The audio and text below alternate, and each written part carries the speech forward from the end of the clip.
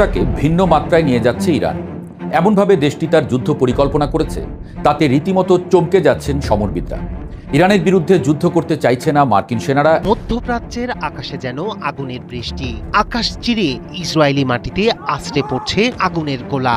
ভয়ঙ্কর সব ইরানি ক্ষেপণাস্ত্রের মুহুর্মুহু আঘাতে কেঁপে উঠছে তেল আবিব।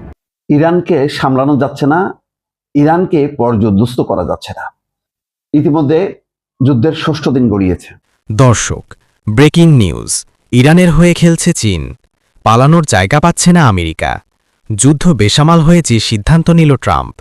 দর্শক, এই ভিডিওটিতে এই বিষয় নিয়ে এমন কিছু গুরুত্বপূর্ণ এবং চাঞ্চল্যকর তথ্য আপনাদের সাথে শেয়ার করতে যাচ্ছি, তাই তথ্যগুলো বিস্তারিত জানতে ভিডিওটিতে একটি লাইক দিয়ে না টেনে সম্পূর্ণ ভিডিওটি দেখতে থাকুন। ইরান মার খাচ্ছে প্রচুর, যান যাচ্ছে প্রচুর, এটা সত্য কথা। কিন্তু তারপরও কথা থাকে, কারণ পৃথিবীর ইতিহাসে যুক্তরাষ্ট্রের বিপক্ষে এভাবে দাঁড়ায়নি কেউ না মানে কেউ না। সেই কাজটি করেছে ইরান, একা, নিঃসঙ্গ শেরপার মতো। সে তার পরিকল্পনা সাজাচ্ছে নিজেদের মতো করে, আর তাতেই ইরান কেড়ে নিয়েছে সারা বিশ্বের মনোযোগ। চলমান এই ভয়াবহ যুদ্ধে ইরানের স্ট্র্যাটেজি হিসেবে যে শব্দটা এখন বিশ্বজুড়ে সবচেয়ে বেশি শোনা যাচ্ছে তা হলো মোজাইক ডিফেন্স স্ট্র্যাটেজি। প্রচলিত অর্থে মোজাইক হচ্ছে অনেকগুলো ক্ষুদ্র ক্ষুদ্র টাইলসের সমন্বয়ে গঠিত একটি আর্টওয়ার্ক, যেখানে কিছু টাইলস খসে পড়লেও পুরো চিত্রকর্মটা মোটামুটি অক্ষতই থেকে যায়। মোজাইক ডিফেন্সের ধারণাটাও ঠিক সেখান থেকে এসেছে। এটি এমন এক সামরিক কৌশল যেখানে শত্রুপক্ষ মাথা কেটে ফেললেও শরীর নিজে নিজে চলতে পারে। এই স্ট্র্যাটেজিতে একেবারে উপর থেকে কেন্দ্রীয় নেতৃত্বের নির্দেশনার জন্য বসে না থেকে ফিল্ডে থাকা কমান্ডাররা নিজেরাই জেনারেল গাইডলাইন অনুযায়ী স্বাধীনভাবে সিদ্ধান্ত গ্রহণ করেন। ফলে প্রেসিডেন্ট, প্রতিরক্ষামন্ত্রী, সেনাপ্রধান থেকে শুরু করে মিলিটারি লিডারশিপের শীর্ষ নেতৃত্বের প্রায় সবাইকেও যদি হত্যাও করা হয়, তবু নিচের দিকের চেইন অব কমান্ডে তার তেমন কোনো প্রভাব পড়ে না। ফিল্ড কমান্ডাররা স্বয়ংসম্পূর্ণভাবে ইউনিটগুলোকে নিজেদের মতো করে পরিচালনা করতে পারেন এবং আগে থেকেই নির্ধারিত টার্গেট লক্ষ্য করে অবিরত আক্রমণ চালিয়ে যেতে পারেন। মূলত ইরাক যুদ্ধের পর থেকেই ইরান বুঝতে পেরেছিল ভবিষ্যতে তারাই হবে আমেরিকা ও ইসরায়েলের পরবর্তী প্রধান টার্গেট।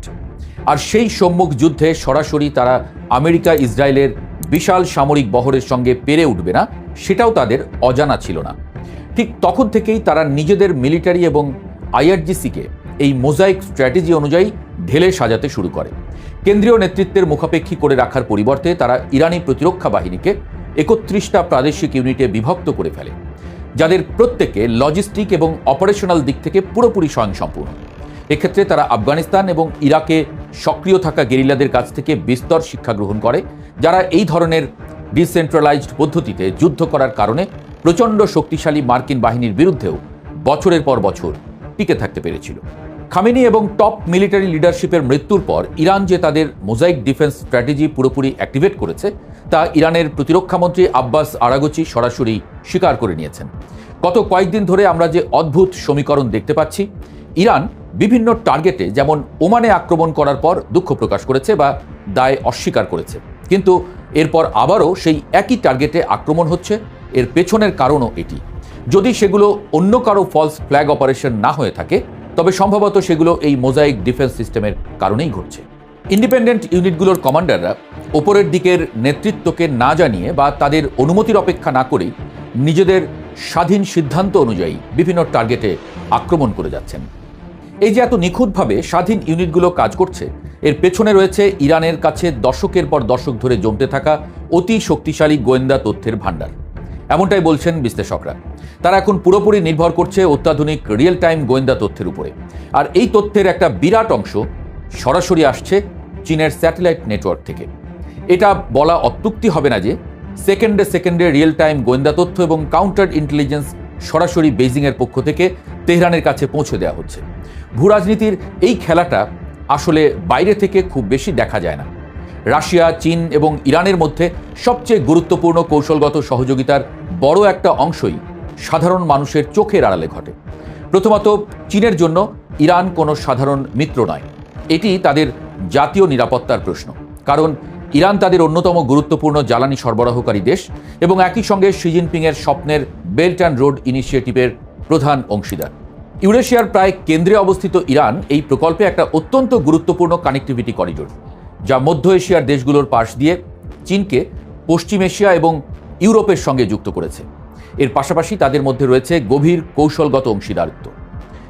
কয়েক বছর আগেই তারা প্রায় $450 বিলিয়ন একটা মেগা চুক্তি সই করেছে, যার মূল ধারণা হলো অবকাঠামোর বিনিময়ে জ্বালানি, অর্থাৎ চীন ইরানের সমস্ত অবকাঠামো তৈরি করে দেবে আর বিনিময়ে ইরান তাদের নিরবচ্ছিন্ন জ্বালানি সরবরাহ করবে। ইতিহাস ঘাঁটলে দেখা যায় পারস্য এবং চীনের বিভিন্ন রাজবংশের মধ্যে সবসময় অত্যন্ত চমৎকার সম্পর্ক ছিল। 7ম শতাব্দীর কথা ধরা যাক, তখন বিশ্বের অন্যতম গুরুত্বপূর্ণ শক্তি ছিল সাসানীয় পারস্য এবং চীনের তাং রাজবংশ। সেই প্রাচীন যুগেও তারা সিল্ক রোডের মাধ্যমে, বিশেষ করে সোগদিয়ান ব্যবসায়ীদের মাধ্যমে এবং মধ্য এশিয়ার সিল্ক রোড নেটওয়ার্ক ব্যবহার করে একে অপরের সঙ্গে নিবিড় বাণিজ্য করত। অর্থাৎ আজ আমরা যে চীন ইরান অক্ষ দেখছি তা মূলত সভ্যতা রাষ্ট্রগুলোর 2000 বছরেরও বেশি পুরনো বোঝাপড়ার আধুনিক রূপ। এর সঙ্গে এখন যুক্ত হয়েছে সাংহাই কোঅপারেশন অর্গানাইজেশন, ব্রিক্সের নতুন সম্প্রসারণ এবং গ্রেটার ইউরেশিয়া পার্টনারশিপের মতো প্ল্যাটফর্ম। প্রখ্যাত ব্রাজিলিয়ান সাংবাদিক পেপে এসকোবার সম্প্রতি মস্কো সফরে গিয়ে রাশিয়ার শীর্ষ রাজনৈতিক এবং সামরিক বিশ্লেষকদের সঙ্গে কথা বলে জানিয়েছেন, পশ্চিমাদের সাথে আলোচনার নামে যে কাবুকি নাটক চলছে সেই সম্পর্কে রাশিয়া এবং চীনের কোনো ভ্রান্ত ধারণা নেই। গত বছর পুতিনকে হত্যার চেষ্টার পর পরিস্থিতি আরও পরিষ্কার হয়ে গেছে। আমেরিকানদের সাথে পুনরায় কোনো গম্ভীর বা অর্থবহ আলোচনায় ফেরার সম্ভাবনা একেবারেই নেই বললেই চলে। আর এই বৃহৎ শক্তির নেপথ্য সমর্থনই ইরানকে এই অসম যুদ্ধে লড়ে যাওয়ার রসদ যোগাচ্ছে। আর এই আত্মবিশ্বাসের প্রমাণ মিলছে যুদ্ধক্ষেত্রের একদম টাটকা পরিসংখ্যানে। 5ই মার্চ পর্যন্ত ইরান যে মাত্রায় এবং যে কৌশলে হামলা চালিয়েছে তার সমরবিদদের সমস্ত হিসাব নিকাশ পাল্টে দিয়েছে। দেখা যাচ্ছে ইরান এখন সরাসরি ইসরায়েলে হামলার চেয়ে উপসাগরীয় আরব দেশগুলোতে অবস্থিত মার্কিন এবং পশ্চিমা সামরিক স্বার্থের উপরে বেশি আক্রমণ শানাচ্ছে। সংযুক্ত আরব আমিরাতে একদিনেই 7টি ব্যালিস্টিক ক্ষেপণাস্ত্র এবং 131টি ড্রোন ছুড়েছে ইরান, যা রীতিমতো অভাবনীয়। আশেপাশের অন্যান্য প্রতিবেশী রাষ্ট্রগুলোতেও একের পর এক মিসাইল এবং ড্রোন হামলা অব্যাহত রয়েছে এবং প্রতিনিয়তই আকাশপথে সেগুলো ইন্টারসেপ্ট করার খবর আসছে।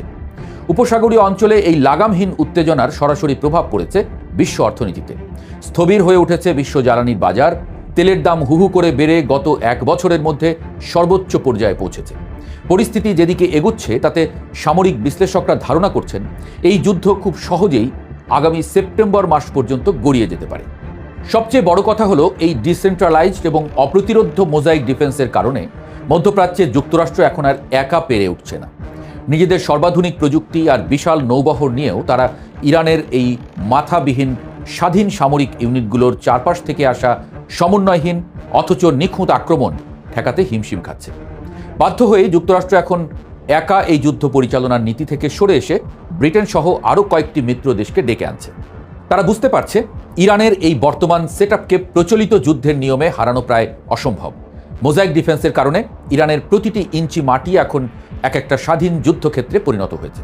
পশ্চিমা সামরিক নীতি নির্ধারকরাও এখন একান্তে স্বীকার করেছেন যে বর্তমান পরিস্থিতিতে ইরানকে যদি সম্পূর্ণভাবে পরাজিত করতে হয় তবে ইসরায়েল এবং আমেরিকাকে আক্ষরিক অর্থেই একটি অনন্তকালীন বা আজীবন যুদ্ধে লিপ্ত হতে হবে। কারণ এখানে কোনো নির্দিষ্ট নেতাকে হত্যা করে বা কোনো নির্দিষ্ট হেডকোয়ার্টার ধ্বংস করে যুদ্ধ জয়ের চূড়ান্ত ঘোষণা দেওয়ার কোনো সুযোগ নেই। ইরান সেটি অবশিষ্ট রাখেনি। প্রথমে আমেরিকা এবং ইসরায়েলের যে ধারণা ছিল 1-2 দিনের মধ্যে শেষ ইরান, বাস্তবে দেখা যাচ্ছে যে এমন পরিস্থিতি যে যুদ্ধ কবে শেষ হবে তার কোনো ঠিক নেই। এখন যতই যুদ্ধের সময় বাড়ছে ততই অস্থিরতা বাড়ছে, জ্বালানি সংকট তীব্র হচ্ছে। পুরো মধ্যপ্রাচ্য অন্তত প্রায় 13টা দেশে ছড়ায় গেছে। সেই সব দেশগুলো যেগুলি মানে সারা বিশ্বে জ্বালানি সরবরাহ করে। এমন পরিস্থিতির মধ্যে যুক্তরাষ্ট্রের মাথা কতখানি নষ্ট হয়ে গেছে যে তারা দ্বিতীয় বিশ্বযুদ্ধের পর এই প্রথমবার ইরানকে তাক করে টর্পেডো ছুড়ল। টর্পেডো এক ধরনের ক্ষেপণাস্ত্র। সেই টর্পেডো ছুড়ে তারা ইরানের নৌবাহিনীর একটা জাহাজকে ডুবাই দিছে। দ্বিতীয় বিশ্বযুদ্ধে যে অস্ত্র, ভয়ঙ্কর মারণাস্ত্র ব্যবহার হয়েছে, সেই অস্ত্র এখন ব্যবহার হচ্ছে ইরানের বিরুদ্ধে। কখন করে? যখন পরিস্থিতি আর সামাল দেওয়া যায় না। তার মানে পরিস্থিতি এখন আর আমেরিকার নিয়ন্ত্রণে নেই। দ্বিতীয় বিশ্বযুদ্ধের পরে প্রথম কোনো মার্কিন নৌবাহিনীর সাবমেরিন থেকে ছোড়া টর্পেডোর আঘাতে কোনো যুদ্ধজাহাজ ধ্বংস হলো। শ্রীলঙ্কার কাছে ভারত মহাসাগরে গত বুধবার মার্কিন হামলায় ইরানি যুদ্ধজাহাজ IRIS ডেনা তলিয়ে গেছে। বৈঠকের পর বৈঠক করছে পেন্টাগন, কোনো কুল কিনারা পাচ্ছে না। বলা যায় যে ইসরায়েলের ফাঁদে যেমন জড়াই গেছে আমেরিকা, আবার ইরানের কৌশলের কাছেও হার মানছে। কৌশলটা হলো এই যে এমনভাবে যুদ্ধ ছড়াই দিছে চতুর্দিকে যে এখন সামলানো যাচ্ছে না। মধ্যপ্রাচ্যের আমেরিকার কোনো যে স্থাপনা, সেই স্থাপনা আর অক্ষত থাকছে না, সেগুলি রক্ষা করতে তাদের ব্যতিব্যস্ত হতে হচ্ছে। পেন্টাগন এখন পর্যন্ত হামলাকারী সাবমেরিনটির নাম প্রকাশ করেনি। ওই দিন সকালে প্রতিরক্ষা দপ্তর একটি ভিডিও প্রকাশ করে, যেখানে দেখা যায় ইরানের যুদ্ধজাহাজটির পেছনের অংশে একটি টর্পেডো আঘাত হানছে এবং বিশাল জলরাশি আকাশের দিকে উঠে যাচ্ছে। হামলায় যুদ্ধজাহাজটির মূল কাঠামো দ্বিখণ্ডিত হয়ে যায়। পেন্টাগনের এক ব্রিফিংয়ে মার্কিন প্রতিরক্ষা মন্ত্রী পিট হেগসেথ এই ঘটনাকে নীরব মৃত্যু হিসেবে চিহ্নিত করছে, আর জয়েন্ট চিফ অফ স্টাফের চেয়ারম্যান জেনারেল ড্যান কেইন বিষয়টিকে পেশাদার দৃষ্টিভঙ্গিতে ব্যাখ্যা করেন এবং টর্পেডোটি তাৎক্ষণিক প্রভাব সৃষ্টি করতে সক্ষম হয়েছে বলে জানান। শ্রীলঙ্কান কর্মকর্তারা জানাইছে তারা 32 জন ইরানি নাবিককে উদ্ধার করছে। জাহাজটিতে 180 জন ক্রু ছিল বলে ধারণা করা হচ্ছে। US navy history and heritage কমান্ডের তথ্য মতে সর্বশেষ 1945 সালের 14 আগস্ট মার্কিন সাবমেরিন ইউএস টর্চ থেকে শত্রুপক্ষের জাহাজে টর্পেডো ছোড়া হয়েছিল। তখন জাপানের একটি 750 টনের জাহাজ ডুবিয়ে দিয়েছিল সেটি এই টর্পেডো আঘাত হেনে। এরপর থেকে স্নায়ুযুদ্ধ থেকে শুরু করে বর্তমান সময় পর্যন্ত মার্কিন সাবমেরিনগুলো অত্যন্ত বিপজ্জনক এবং সংবেদনশীল গোয়েন্দা মিশনে নিয়োজিত থাকলেও কোনো জাহাজ ডুবানোর কাজে টর্পেডো ব্যবহার করেনি। তবে 1991 সালে অপারেশন ডেজার্ট স্টর্ম থেকে শুরু করে ইরাক, আফগানিস্তান, সোমালিয়া, লিবিয়া, ইয়েমেনের হুতি বিদ্রোহী এবং গত জুনে ইরানের ইস্পাহানে পারমাণবিক কেন্দ্রে হামলায় সাবমেরিন থেকে নিয়মিত ক্রুজ ক্ষেপণাস্ত্র বা টমাহক মিসাইল ব্যবহার করা হয়েছে। তাহলে দর্শক কি বোঝা গেল? এই তথ্য দিয়ে পরিষ্কার বোঝা যাচ্ছে যে আমেরিকার রীতিমতো মাথা নষ্ট হয়ে গেছে, কারণ এমন একটা তারা জায়গায় আঘাত আনছে, এখন চতুর্দিকে সেটা বিস্তৃত হয়েছে। তারা আগে হয়তো চিন্তা করছে যে ইরান হয়তো শুধু ইসরায়েলকে টার্গেট করে হামলা করবে এবং আমেরিকা ইসরায়েল যৌথভাবে মিলে প্রথমেই তারা শেষ করে দেবে, এবং সেইভাবেই তারা চিন্তা করছে যে প্রথম দফায় ইরানের প্রধান ধর্মীয় নেতা আয়াতুল্লাহ আলী খামেনিকে হত্যা করার মধ্য দিয়ে হয়তো ইরান আত্মসমর্পণ করবে। কিন্তু পুরো বিষয়টা এখন উল্টে গেছে। মধ্যপ্রাচ্যের আকাশে যেন আগুনের বৃষ্টি। আকাশ চিরে ইসরায়েলি মাটিতে আছড়ে পড়ছে আগুনের গোলা। ভয়ঙ্কর সব ইরানি ক্ষেপণাস্ত্রের মুহুর্মুহু আঘাতে কেঁপে উঠছে তেল আবিব। কয়েক সেকেন্ডের ব্যবধানে একের পর এক বিস্ফোরণ, চারপাশে আতঙ্ক আর ধোঁয়ার কুণ্ডলী। মুহূর্তের ব্যবধানে বিস্ফোরণে কেঁপে উঠছে তেল আবিব সহ বিভিন্ন এলাকা। তেহরানের দাবি অপারেশন ট্রু প্রমিস 4-এর 21তম ধাপে ছোড়া হয়েছে শক্তিশালী খাইবার মিসাইল। আকাশে প্রতিরোধের লড়াই চললেও অনেক ক্ষেপণাস্ত্র ছুটে যাচ্ছে লক্ষ্য ভেদে। চোখের পলকে ঝাঁঝরা হয়ে যাচ্ছে ইসরায়েলি ভূখণ্ড আর শক্তিশালী ড্রোন। আতঙ্কে ঘর ছাড়ছে নাগরিকরা। ইসরায়েলের আকাশ চিরে একের পর এক ছুটে আসছে ভয়ঙ্কর ইরানি ক্ষেপণাস্ত্র। সেগুলো ঠেকাতে মরিয়া হয়ে উঠেছে আকাশ প্রতিরক্ষা ব্যবস্থা। তবে হামলার তীব্রতায় যেন হিমশিম খাচ্ছে ইন্টারসেপ্টরগুলো। ইরানের ইসলামিক রেভলিউশনারি গার্ড কর্পস জানিয়েছে তাদের অপারেশন ট্রু প্রমিস 4-এর 21তম ধাপের অংশ হিসেবে তেল আবিবের দিকে খাইবার ক্ষেপণাস্ত্র নিক্ষেপ করা হয়েছে। তেহরানের দাবি শুক্রবার সকালে ইসরায়েল লক্ষ্য করে ছোড়া হয়েছে প্রায় 600 ক্ষেপণাস্ত্র ও রকেট। এর লক্ষ্য ছিল তেল আবিবের কেন্দ্রস্থল সহ গুরুত্বপূর্ণ সামরিক ও অবকাঠামোগত স্থাপনা। ব্রিটিশ বার্তা সংস্থা রয়টার্স বলছে এই হামলার সময় ইসরায়েলের আকাশ প্রতিরক্ষা ব্যবস্থা একাধিক ক্ষেপণাস্ত্র প্রতিহত করার চেষ্টা চালায়। ইরানের দাবি অনুযায়ী এই সমন্বিত হামলায় ড্রোন ও ক্ষেপণাস্ত্র একসঙ্গে ব্যবহার করা হয়েছে। এর মাধ্যমে ইসরায়েলের প্রতিরক্ষা ব্যবস্থাকে চাপের মুখে ফেলাই ছিল মূল লক্ষ্য। এদিকে একই সময়ে ইরান দাবি করেছে ইসরায়েলের একটি অত্যাধুনিক হেরন ড্রোন গুলি করে ভূপাতিত করেছে তারা। ইরানের মধ্যাঞ্চলীয় শহর ইস্পাহানের আকাশে উড়তে থাকা এই ড্রোনটিকে শনাক্ত করে ধ্বংস করেছে আইআরজিসির আকাশ প্রতিরক্ষা ইউনিট। ইসরায়েলের অন্যতম গুরুত্বপূর্ণ মানববিহীন আকাশযান হেরন ড্রোন। 2007 সালে প্রথম সামরিক ব্যবহারে আনা এই ড্রোন দীর্ঘ সময় আকাশে অবস্থান করতে পারে এবং হাজার হাজার কিলোমিটার দূর থেকে নজরদারি চালাতে সক্ষম। মূলত গোয়েন্দা গোয়েন্দা তথ্য সংগ্রহ, সীমান্ত পর্যবেক্ষণ এবং লক্ষ্যবস্তু শনাক্ত করার কাজে ব্যবহৃত হয় এটি। সামরিক বিশ্লেষকদের মতে এই ড্রোন শুধু একটি নজরদারি প্ল্যাটফর্ম নয়, বরং যুদ্ধক্ষেত্রে তথ্য সংগ্রহের সবচেয়ে গুরুত্বপূর্ণ মাধ্যমগুলোর একটি। আকাশে টানা ৩০ ঘন্টারও বেশি সময় অবস্থান করে শত্রুপক্ষের গতিবিধি পর্যবেক্ষণ করতে পারে হেরন ড্রোন। ফলে এমন একটি ড্রোন ধ্বংস হওয়া ইসরায়েলের গোয়েন্দা সক্ষমতার জন্য বড় ধরনের ধাক্কা হিসেবে দেখা হচ্ছে। দর্শক, এই ভিডিওটি সম্পূর্ণ দেখার পরে আপনাদের কি মনে হয় এই সম্পর্কে আপনাদের গুরুত্বপূর্ণ মতামত আমাদের কমেন্ট বক্সে জানিয়ে দিতে পারেন। আর ভিডিওতে একটি লাইক দিয়ে আপনার বন্ধুদের সাথে শেয়ার করে দিন। আপাতত এই পর্যন্ত ভালো থাকবেন। আল্লাহ হাফেজ।